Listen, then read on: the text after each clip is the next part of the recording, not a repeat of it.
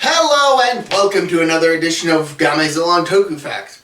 A while I talked about how some Ultramen were turned into villains when they worked for a different company.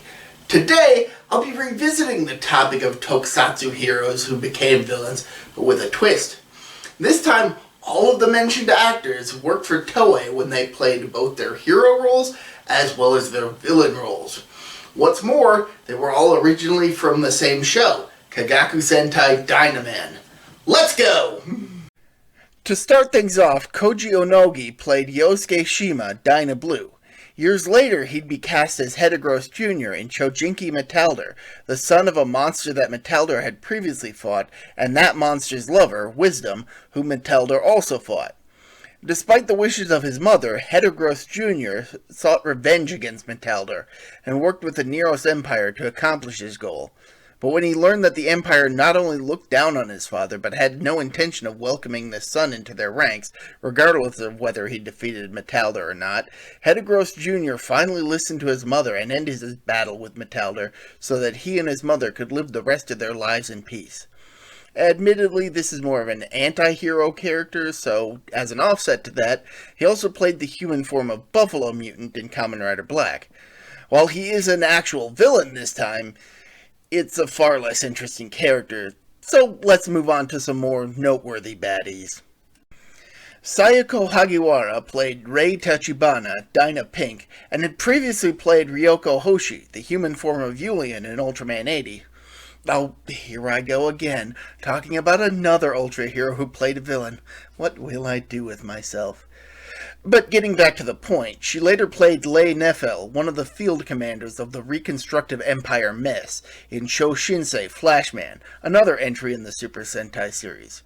She was perhaps the most loyal of Dr. Lee Keflin's creations, going as far as to aid him in taking down their boss, Emperor La Deus, and ultimately dying to save her creator. But don't feel too bad, as she later appeared in Zuden Sentai Kyoryuger as the mother of Kyoryu Green, alongside fellow Dynaman co-star Junichi Haruta.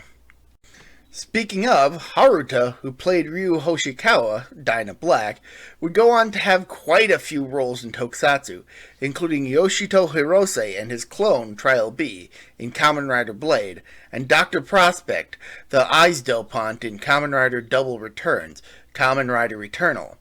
But in the Metal Heroes series, he absolutely shines as a villain.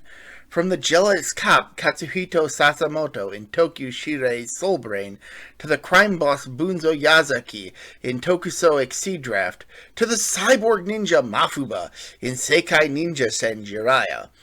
But his greatest role as a villain came in Kyoju Tokuso Just Beyond, in which he played Mad Gallant, the sinister son of Satan Gorth, the lead villain of the series, and he plays the charismatic baddie expertly, giving a commanding voice to the Mega Beast Empire in place of his mostly mute father.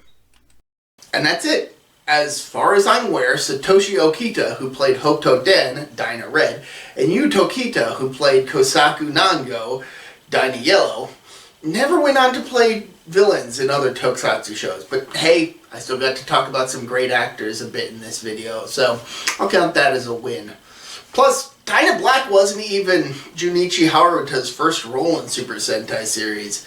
Aside from bit parts in earlier seasons, he had previously played Kanpei Kuroda, Goggle Black, in Dai Sentai Goggle 5 just one season earlier. Speaking of, I should probably talk about Goggle 5 at some point.